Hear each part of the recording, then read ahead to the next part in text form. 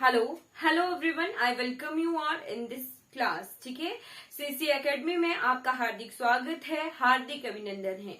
आज मैं लेके आई हूँ इंडियन जीके में next part, that is Indian peninsular plateau के जो माउंटेन्स हैं। ठीक है, भारत के प्रायद्वीपीय पठार में विभिन्न विभिन्न राज्यों के अलग अलग जो माउंटेन्स हैं वो हम देखेंगे। माउंटेन हिल्स और माउंटेन रेंजेस जो हैं हम देखेंगे। ठीक है, मध्य भारत से शुरुआत करेंगे तो हम जो है राजस्थान से शुरुआत करेंगे। राजस्थान ठीक है, राजस्थान की पर्वत श्रृंखलाएं। ठीक है जी, राजस्थान किस तरह से भारत के नक्शे पर विराजमान है, तो कुछ इस तरह से जो है भारत के नक्शे पर जो है विराजमान है राजस्थान में एक माउंटेन रेंज है जिसका नाम है अरावली। ठीक है, ये वाली माउंटेन रेंज ये ऐसे है और ये अरावली पर्वत श्रृंखलाएं। ठीक है, अरावली पर्वत श्रृंखलाएं। ठीक है जी, अरावली नोट कर लीजिए। अरावली जो है ओल्डेस्ट है, यानी सबसे पुरानी श्रृंखलाएं हैं भारत की। ठीक है, सबसे पुरानी पर्वत श्रृंखलाएं हैं भारत की। इंग्लिश में इन्हें रेजिडुअल माउंटेन कहा जाता है रेजिडुअल माउंटेन्स। ठीक, और हिंदी में इन्हें कहा जाता है अवशिष्ट पर्वत।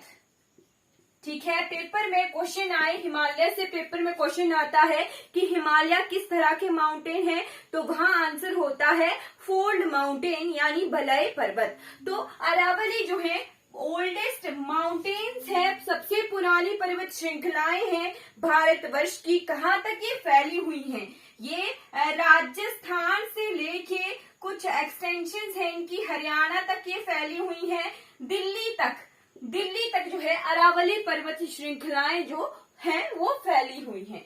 ठीक है, मेनली ये हमारे राजस्थान में ही मिलती है। ठीक है, अरावली का क्वेश्चन आता है कि अरावली किस तरह के पर्वत हैं, तो अरावली जो है अवशिष्ट पर्वत है यानी रेजिडुअल माउंटेन्स है। ठीक है, राजस्थान की सबसे ऊंची चोटी है गुरु शिखर। ठीक है, गुरु शिखर जो है सबसे ऊंची चोटी है राजस्थान की, 1722 मीटर जो है इसकी हाइट है। ठीक है, चलिए ये कवर हो गया राजस्थान का गुरु शिखर पर्वत और अरावली पर्वत श्रृंखलाएं। अब राजस्थान के बाद नीचे कौन सा राज्य है? राजस्थान के बाद निचली तरफ को है कौन सा राज्य? गुजरात। ठीक है, कौन सा राज्य है? गुजरात। गुजरात के बाद हम मध्य प्रदेश, छत्तीसगढ़ इस तरह से कवर करेंगे। ठीक है, गुजरात किस तरह से विराजमान है भारत के नक्शे पर? ये इस तरह से जो है भारत के नक्शे पर विराजमान है गुजरात। ठीक है, तो गुजरात में इस तरह से एक माउंटेन रेंज है जो यहाँ से शुरू हो जाती है। ठीक है, मध्य प्रदेश आगे छत्तीसगढ़ उड़ीसा तक ये मिलती है। ठीक है, क्या नाम है यहाँ पर नोट कर लीजिए कि ये कच्छ क्षेत्र है और ये काठियावाड़ क्षेत्र है। ठीक है, ये वाला जो क्षेत्र है इसका नाम है कच्छ और इसका नाम है काठियावाड़। ठीक है, ये दो क्षेत्र है, ये कच्छ रीजन है। ठीक है, और ये जो क्षेत्र है ये काठियावाड़ है। ठीक है, जब हम तटीय मैदान पढ़ेंगे तो यहाँ ये जो क्षेत्र है इसे काठियावाड़ मैदान कहा जाता है। ठीक है, काठियावाड़ क्षेत्र में यहाँ नोट कर लीजिए ये वाली जो रेंजेस है यहाँ को कहा जाता है गिर फॉरेस्ट। ठीक है, क्या कहते हैं? गिर फॉरेस्ट या गिर हिल्स। ठीक है, गिरनार हिल, गिरनार भी कहा जाता है। ठीक है, ये फेमस है एशियन लॉयंस के लिए। ठीक है, एशियन लॉयंस के लिए गिर के जंगलों में जो है लॉयंस होते हैं। ठीक है, चलिए बढ़ जाते हैं। गिरनार फॉरेस्ट जो है याद रखेंगे यहाँ पर इस क्षेत्र में। ठीक है, इस क्षेत्र में है ये वाले जो है मध्य प्रदेश की तरफ जब फैलते हैं तो यहाँ को कहा जाता है मांडव हिल्स। क्या कहते हैं? मांडव हिल्स। ठीक है, मांडव हिल्स। और मांडव हिल्स का एक बहुत अच्छा एग्जाम्पल है, यहाँ पर है radial drainage pattern. Radial drainage pattern. अब ये रेडियल ड्रेनेज पैटर्न का क्या अर्थ हुआ? एक पर्वत श्रृंखला की चोटी से चारों तरफ को जो नदियां बहती हैं उसे कहा जाता है रेडियल ड्रेनेज पैटर्न। ठीक है, गिर यहाँ की सबसे ऊंची पहाड़ियां हैं, मांडव हिल्स याद कर लीजिए। अब बढ़ जाते हैं गुजरात के बाद मध्य प्रदेश की तरफ। ठीक है, गुजरात देख लिया, गुजरात में हमने मांडव हिल्स देख ली यहाँ पर। ठीक है, मांडव के बाद ये गुजरात की तरफ को तो मांडव कहलाते हैं, दूसरी तरफ को इनका जो है दूसरा नाम है। ठीक है, वो हम अभी देखते हैं जब हम मध्य प्रदेश पढ़ेंगे। ठीक है, मध्य प्रदेश। ठीक, मध्य प्रदेश। मध्य प्रदेश से नोट कर लीजिए, मध्य प्रदेश ऐसा राज्य है जहां पर सबसे ज्यादा राष्ट्रीय उद्यान है भारतवर्ष के। ठीक है, मध्य प्रदेश का नक्शा किस तरह से है? ये इस तरह से, ये मध्य प्रदेश इस तरह से जो है भारत के नक्शे पर विराजमान है। ठीक है, मध्य प्रदेश। ठीक, तो मध्य प्रदेश में नोट कर लीजिए हमने पढ़नी है दो माउंटेन रेंजेस। ठीक है, दो माउंटेन रेंजेस, एक है यहाँ ये वाली और एक है यहाँ ये वाली। ठीक है, इन दोनों माउंटेन रेंजेस को अलग करती है एक नदी। ठीक है, जिसका नाम है नर्मदा। ठीक, ये नर्मदा जो है इस तरफ को बहती है। ठीक, नर्मदा यहाँ पे नोट कर लीजिए एक पर्वत है मध्य प्रदेश और छत्तीसगढ़ के बीच में जिसका नाम है अमरकंटक। क्या नाम है? अमरकंटक। ठीक, तो नोट कर लीजिए अमरकंटक पर्वत से जो है वेस्ट की तरफ, पश्चिम की तरफ बहने वाली नदी का क्या नाम है? नर्मदा। नर्मदा को life line of Madhya Pradesh कहा जाता है। क्यों? क्योंकि ये पूरे राज्य से होकर गुजरती है। ठीक है, अमरकंटक से दूसरी तरफ को निकलती है एक नदी जिसका नाम है सोन नदी। ठीक है, सोन नदी गंगा की सहायक नदी है, पटना में जो है गंगा में मिलती है। ठीक है, अब यहाँ पढ़ रहे हैं हम, ये जो रेंजेस मैंने पढ़ाई इनका नाम है विंध्याचल। क्या नाम है? विंध्याचल। ठीक है, ये वाली रेंजेस विंध्याचल और ये वाली जो रेंजेस हैं इनका नाम है सतपुड़ा। ठीक है, नोट कर लीजिए सतपुड़ा। अब इस तरफ को गुजरात था ना, ये सतपुड़ा। ठीक, तो इस तरफ को क्या था? इस तरफ को जैसे ये देखिए, इस तरफ को जो था गुजरात क्षेत्र था। ठीक है, गुजरात क्षेत्र था, यहाँ थे मांडव हिल्स। तो यहाँ जैसे मध्य प्रदेश की तरफ को है। ठीक है, आई होप आपने देख लिया होगा, यहाँ पर जो हिल्स है उनका नाम है, इस तरफ को थे मांडव। ठीक है, मांडव। अब मध्य प्रदेश की तरफ को नाम है इनका राजपीपला।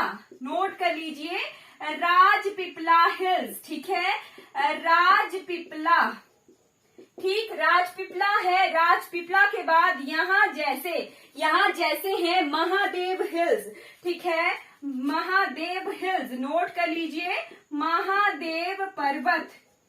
ठीक, महादेव पर्वतों में है कौन सी? एक पर्वत चोटी है जिसका नाम है धूपगढ़। ठीक है, धूपगढ़ जो है हाईएस्ट है, सबसे ऊंची पर्वत चोटी है मध्य प्रदेश की। ठीक है, महादेव पर्वतों के बाद यहाँ जैसे आ जाइए, यहाँ है मैकाल पर्वत। ठीक है, कौन से?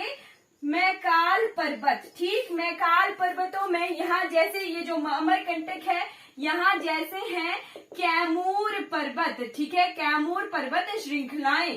ठीक, अमरकंटक भी कैमूर का भाग है।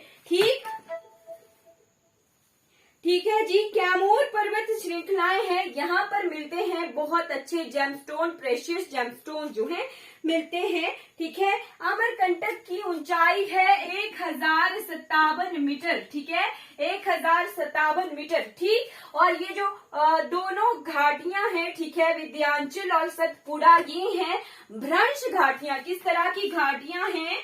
भ्रंश घाटियां हैं। ठीक है, ब्लॉक माउंटेन्स हैं। ठीक, किस तरह के माउंटेन्स हैं? ब्लॉक माउंटेन्स है, यानी जो ड्रिफ्टिंग हुई है, अलग हुए हैं, ये टूट कर अलग हुए हैं और बीच में इन्होंने जो है नर्मदा के लिए बहने के लिए दूसरी तरफ को जो है जगह बनाई है। ठीक है, नर्मदा और तापी नदियां दो ऐसी नदियां हैं जो वेस्ट की तरफ बहती हैं, पश्चिम की तरफ बहती हैं। बाकी जो मुख्य नदियां हैं जैसे गोदावरी, कृष्णा, कावेरी, महानदी, ये सारी जो है पूरब की तरफ बहती हैं। ठीक है, तो ये भी क्वेश्चन आता है कि नर्मदा जो है किस तरह की घाटियों में बहती है? तो नर्मदा जो है भ्रंश घाटियों में बहती है। ड्रिफ्टिंग अलग होने की वजह से जो है ये घाटियां बनी है। मध्य प्रदेश हमारा कवर हो गया। मध्य प्रदेश के बाद आता है छत्तीसगढ़ क्षेत्र। ठीक है, कौन सा क्षेत्र? छत्तीसगढ़। आई होप आपको क्लियर हो गया। ये विंध्याचल है, ये सतपुड़ा है, यहाँ पर राजपीपला थे, दूसरी तरफ गुजरात की तरफ मांडव थे, महादेव पर्वत में आया धूपगढ़, मैकाल पर्वत, अमरकंटक पर्वत और विंध्याचल। ठीक है, इतनी चीजें नोट रखनी है मध्य प्रदेश से। ठीक, मध्य प्रदेश के बाद आ जाइए छत्तीसगढ़। ठीक है, मैप की हेल्प से ही जो है हम पढ़ेंगे ताकि हमें जो है इजीली लर्न हो जाए। ठीक है, छत्तीसगढ़ क्षेत्र। आज हिंदी वालों के लिए मौज है क्योंकि मैं हिंदी में ज्यादा लिख रही हूँ। ठीक है, छत्तीसगढ़ इस तरह से जो है ये रीजन है, इस तरफ को झारखंड है, इधर को उड़ीसा है, इधर को बिहार है, इधर को यूपी है। ठीक है, इधर जैसे बिहार है, ठीक, और इधर को एमपी है। ठीक है, इधर को तेलंगाना है, कुछ आंध्र प्रदेश है। इस तरह से जो है चारों तरफ से ये राज्यों से घिरा हुआ है। ठीक है, छत्तीसगढ़ क्षेत्र। छत्तीसगढ़ में यहाँ जैसे हैं रामगढ़ हिल्स। कौन से? रामगढ़ हिल्स। ठीक है, नोट कर लीजिए रामगढ़ हिल। ठीक है, गुजरात में, मध्य प्रदेश में हमने राजपीपला हिल्स देखे। ठीक, और यहाँ जैसे एक नोट कर लीजिए बैलाडीला। ठीक है, बैलाडीला पर्वत। बैलाडीला पर्वत में लौह अयस्क मिलते हैं। ठीक है, लौह अयस्क। छत्तीसगढ़ के उत्तर और दक्षिण, उत्तर में कोयला मिलता है। ठीक है, यहाँ कोरिया, कोरबा ऐसे जो है लोहे की कोयले की खाने हैं। ठीक है, और यहाँ सोहागपुर कोलफील्ड है उत्तर की तरफ। ठीक है, कौन से? सोहागपुर कोयले की जो है मैदान है। ठीक है, और इस तरफ जो है लोहा मिलता है छत्तीसगढ़ में। ठीक है, इसको नोट कर लीजिएगा रामगढ़। ठीक है, रामगढ़ पर्वत मिलते हैं छत्तीसगढ़ में। अब छत्तीसगढ़ के बाद दूसरी तरफ को मिलता है झारखंड। रामगढ़ को मैं यहाँ लिखती हूँ मिटा के रामगढ़। ठीक, छत्तीसगढ़ के बाद इस तरफ को है झारखंड क्षेत्र। ठीक, झारखंड क्षेत्र जो है इस तरह से छत्तीसगढ़ के साथ जो है बाउंड्री लगाता है, तो झारखंड भी हम साथ में ही पढ़ लेते हैं। ठीक, झारखंड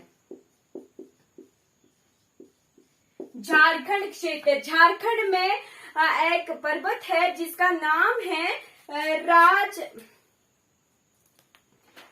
राजमहल गारो गैप। ठीक है, यहाँ जैसे है राजमहल हिल्स। ठीक है, राजमहल गारो गैप जो है ये भारत के प्रायद्वीपीय पठार, मेन पठार को जो है असम और मेघालय में हमने पढ़ा था कि असम और मेघालय जो है भारत के प्रायद्वीपीय पठार का भाग है। तो ये राजमहल जो पर्वत है ये असम और मेघालय को जो है इससे अलग करते हैं। रामगढ़ हमने छत्तीसगढ़ में पढ़ा, राजमहल हमने झारखंड में पढ़ा और राजपीपला हमने मध्य प्रदेश में पढ़ा। 3 राज्य जो है हमारे कवर हो गए। ठीक है, अब आ जाइए महाराष्ट्र की तरफ। महाराष्ट्र के मुख्य पर्वत चोटियां। ठीक है, महाराष्ट्र।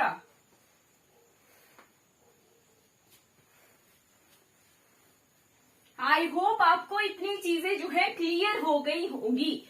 ठीक, अब आ जाइए महाराष्ट्र।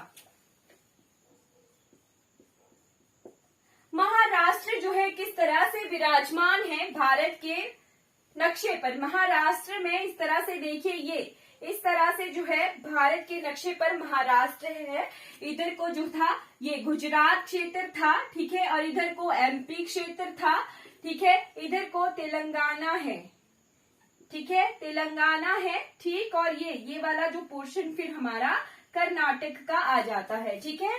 तो महाराष्ट्र इंपॉर्टेंट क्यों हो जाता है, क्योंकि महाराष्ट्र से दो महत्वपूर्ण नदियां जो है निकलती हैं महाराष्ट्र के पर्वतों से, ठीक है। सबसे पहले एक छोटी पर्वत श्रृंखला देखिए, यहाँ हमने जो है एमपी में सतपुड़ा देखा था, तो सतपुड़ा की ही एक्सटेंशन जाती है महाराष्ट्र में। यहाँ पर इनका नाम क्या है, इनका नाम है गाविलगढ़। क्या नाम है? गाविलगढ़ हिल्स, ठीक है, गाविलगढ़ हिल्स, ठीक, गाविलगढ़ हिल्स जो है नोट कर लीजिएगा, ठीक। इसके बाद आ जाइए, एक जो पर्वत रेंज है ये एक ही डिस्ट्रिक्ट में है यहाँ जैसे, ठीक, एक ही डिस्ट्रिक्ट है, ठीक है, इसकी एक्सटेंशन कहीं नहीं है, इनका नाम है अजंता। क्या नाम है? अजंता हिल्स, ठीक है, अजंता की जो गुफाएं हैं वो यही हैं, ठीक है, अजंता पर्वत, ठीक, अजंता पर्वत श्रृंखलाएं, ठीक। इसके बाद आ जाइए दूसरी तरफ को, यहाँ जैसे हैं सतमाला, ठीक, यहाँ जैसे हैं, क्या नाम है इनका? सतमाला, ठीक है, सतमाला, ठीक, नोट कर लीजिएगा सतमाला। सतमाला के बाद ये ऐसे हैं, एक पर्वत चोटी और एक ऐसे है, ठीक है। ये जो पर्वत चोटी है इसका नाम है हरीश चंद्रा, ठीक है, क्या नाम है? हरीश चंद्रा, हरीश चंद्रा हिल्स। और ये वाली जो है इसका नाम है बालाघाट रेंज, ठीक है। ये पर्वत हम क्यों पढ़ रहे हैं? जब हम मिनरल्स पढ़ेंगे ना, मिनरल्स वाला क्षेत्र पढ़ेंगे, तो ये जो पर्वत श्रृंखलाएं हैं इन्हीं में ही जो है हमें कोयला मिलेगा, हमें लोहा मिलेगा, मैग्नीज मिलेगा, बॉक्साइट मिलेगा। तो अगर हमें पर्वत श्रृंखलाओं के नाम याद होंगे तो हमें पता होगा कि महाराष्ट्र में इस जगह पर, इस पर्वत चोटी के पास के क्षेत्र में जो है कोयला मिलता है, लोहा मिलता है, बॉक्साइट मिलता है, मैग्नीज मिलता है, ठीक है। आई होप इतनी चीजें क्लियर हो गई होंगी।